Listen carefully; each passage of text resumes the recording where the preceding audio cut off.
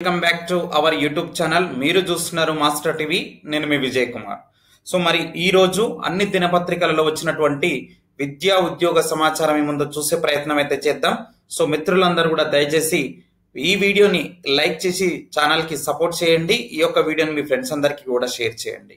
ఇక నిన్న జరిగినటువంటి అసెంబ్లీ సమావేశాల్లో భాగంగా డిప్యూటీ సీఎం బట్టి విక్రమార్క మరి ఒక ప్రకటన చేయడం జరిగింది. త్వరలోనే మెగా డిఎస్సి జాబ్ క్యాలెండర్ అమలు చేస్తున్నాం బట్టి విక్రమార్క. సో నిరుద్యోగులకు అండగా ఉంటామని చెప్పేసి వెల్లడి. టిఎస్పిఎస్సికి రీసెంట్ గా ఒక 40 కోట్లు కేటాయింపు కూడా చేయడం జరిగింది. సో ఇలాంటి ప్రకటన నిన్న చేయడం జరిగింది అనమాట. సో త్వరలోనే మెగా డిఎస్ అయితే ఉంటది, జాబ్ క్యాలెండర్ తయారు చేస్తున్నామని చెప్పడం జరిగింది. సో ఉద్యోగ నియామకాల మరి ప్రక్రియకు సంబంధించి ఈ జాబ్ క్యాలెండర్ తయారు చేస్తున్నామని చెప్పేసి డిప్యూటీ సీఎం బట్టి విక్రమార్క ప్రకటించారు. త్వరలోనే మెగా డిఎస్సి నిర్వహించనున్నామని చెప్పేసి ఆయన తెలిపారనమాట. శనివారం అసెంబ్లీలో బట్టి మాట్లాడారు.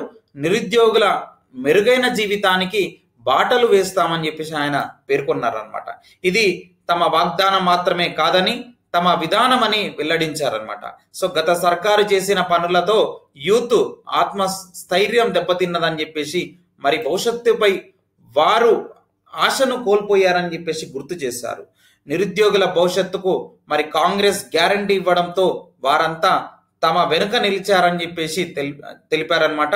సో చెప్పిన మాట ప్రకారం జాబ్ క్యాలెండర్ తయారు చేసే ప్రక్రియను ప్రారంభించామన్నారు. సో నిరుద్యోగ యువకులను హక్కున చేర్చుకుంటామని చెప్పేసి వారికి అండగా ఉంటామన్నారు. ఏది ఏమైనా కానీ ఇక్కడ మొత్తంగా చూస్తే ఓవరాల్గా ఏంటంటే మెసేజ్ ఏంటంటే ఇక్కడ త్వరలోనే మెగా డిఎస్సి మరియు 15,000 కానిస్టేబుల్ల రిక్రూట్మెంట్ను పూర్తి చేసి నియామక పత్రాలు అందజేస్తామని స్పష్టం చేశారు. సో గ్రూప్ 1లో మరిన్ని పోస్టులు కలుపుతున్నామని చెప్పేసి పేర్కొన్నారు. గత బీఆర్ఎస్ సర్కార్లో మరి 10 ఏళ్లలో ఒక్క గ్రూప్ 1 ఉద్యోగం కూడా ఇవ్వలేకపోయిందని చెప్పేసి నిరుద్యోగుల ఆకాంక్షలకు మరి అనుగుణంగా మరి పబ్లిక్ సర్వీస్ కమిషన్ ప్రక్షాళన కూడా చేశామని చెప్పేసి తాజాగా ఒక 40 కోట్లు కేటాయించామని చెప్పేసి టిఎస్పిఎస్కి సో మంత్రి తెలిపారనమాట. ఇక్కడ ఈ 15,000 కానిస్టేబుల్ రిక్రూట్మెంట్ ఏదైతే ఉందో చాలా మంది ఇది కొత్త రిక్రూట్మెంటా లేకపోతే పాతదేనా అని చెప్పేసి డౌట్ అయితే ఉన్నది. ఇక్కడ మంత్రి గారు మాట్లాడినటువంటి దాన్ని బట్టి చూస్తే గనక ఇది పాత రిక్రూట్మెంట్ పూర్తి చేసి నియామక పత్రాలు ఇస్తున్నారు. 15,000 కానిస్టేబుల్ భర్తీ అంటే ఇదే అర్థం వస్తుందని చెప్పేసి మనం ఇక్కడ అర్థం చేసుకోవచ్చు. ఒకవేళ కొత్త నోటిఫికేషన్ ఇస్తే ఇంకా మంచిదే. రైట్.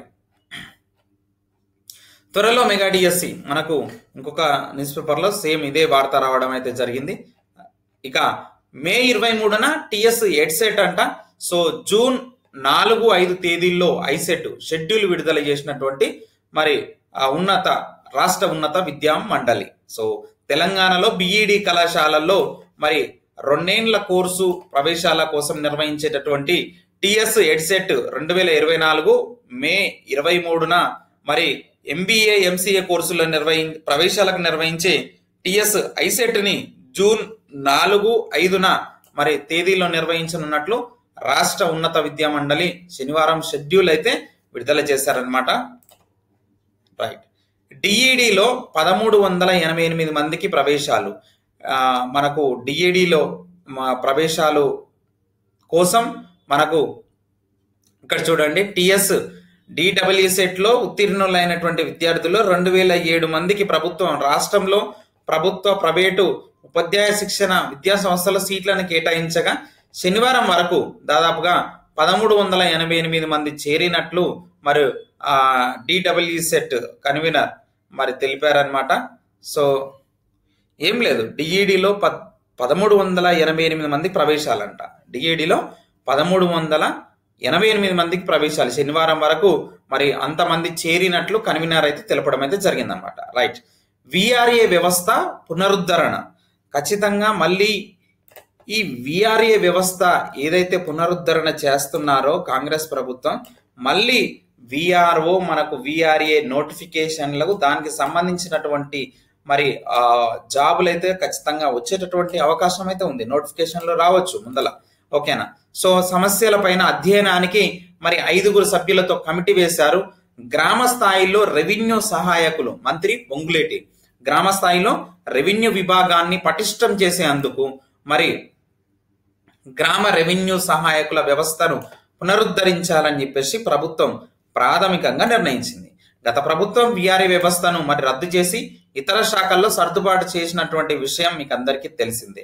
సో వీళ్ళు మాత్రం దాన్ని మళ్ళీ ఆ వ్యవస్థను పునరుద్ధరణ చేస్తున్నారన్నమాట. అంటే గ్రామ స్థాయిలో మరి విఆర్ఏ వ్యవస్థ పటిష్టంగా ఉంటే మరి అందరికీ తగిన సేవలు అందుతాయని చెప్పేసి ప్రభుత్వం అయితే భావిస్తా ఉన్నది. అసంపూర్తిగా సర్దుబాటు చేస్తారు, పోస్టింగ్లు ఇచ్చారన్నట్టు కూడా ఇక్కడ పేర్కొనడం జరిగింది. అంటే విఆర్ఏ వ్యవస్థను గత ప్రభుత్వం రద్దు చేసి దాదాపుగా 20,555 మంది విఆర్ఏలలో మరి 16,750 మంది ఉద్యోగాలను క్రమబద్ధీకరించింది. సో 14,954 మందిని వివిధ శాఖల్లో సర్దుబాటు చేసి ప్రభుత్వ ఉత్తర్వులు జారీ చేసిందనమాట. దీంతో పదోన్నతుల్లో మరి నష్టం జరుగుతుందని చెప్పేసి పలువురు ఆఫీసు సబార్డినేట్లు కోర్టును ఆశ్రయించగా మరి కోర్టు ఉత్తర్వులు వెలువడ్డారు. సో ఈ కోర్టు ఉత్తర్వులు వెలువడేలోగా మరి వివిధ శాఖల్లో 80% మంది విధుల్లో చేరారు. సమస్యలపై వారు ప్రభుత్వానికి మరి విజ్ఞప్తులు చేయడంతో కమిటీ నియమించిందనమాట. సో దానికోసానికి ఒక కమిటీ వేశారు. సామాన్యులకు రెవెన్యూ సేవలు అందిస్తాం మంత్రి పొంగులేటి. సో విఆర్ఏ వ్యవస్థ మళ్ళీ రానున్నదన్నమాట. సంక్షేమం గ్యారంటీ 6 హామీలు సంక్షేమ పథకాలకు ప్రాధాన్యం. నిన్న మనకు ప్రవేశపెట్టినటువంటి ఓటాన్ అకౌంట్ బడ్జెట్ విశేషాలు ఒక్కసారి చూసే ప్రయత్నం చేద్దాం. కాంపిటేటివ్ ఎగ్జామ్స్ రాసేటటువంటి ప్రతి ఒక్కరు కూడా ఖచ్చితంగా అన్ని విషయాలు తెలుసుకోవాలి. ఎక్కడి నుంచి మనకు బిట్టు పడేది మనకు తెలియదన్నమాట. ఇక్కడ చూడండి, మొత్తం బడ్జెట్ 2,75,891 కోట్లు. మన యొక్క తెలంగాణ మొత్తం బడ్జెట్ విలువ చూడండి 2,75,891 కోట్లు.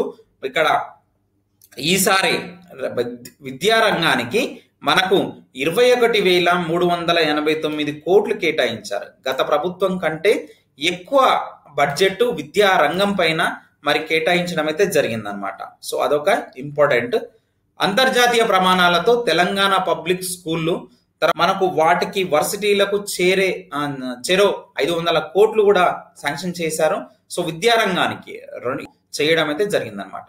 సో అంతర్జాతీయ ప్రమాణాలతో తెలంగాణ పబ్లిక్ స్కూళ్ళు రాబోతున్నాయంట.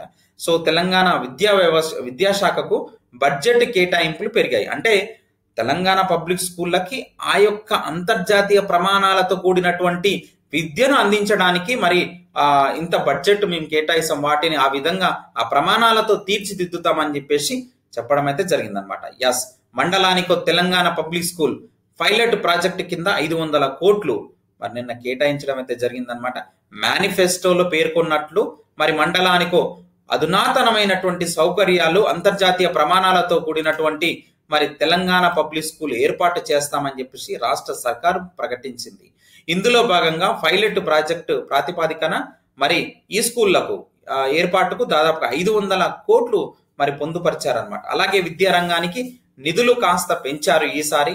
మరి కోట్లు ఈసారి విద్యారంగానికి కేటాయించడం అనేది చాలా సంతోషించదగ్గ అంశమే, కానీ ఇంకా పెంచాల్సి ఉన్నది. Right. Mega DSC job calendar తయారు చేసే ప్రక్రియను ప్రారంభిస్తాం. So mega DSC నిర్వహిస్తాం.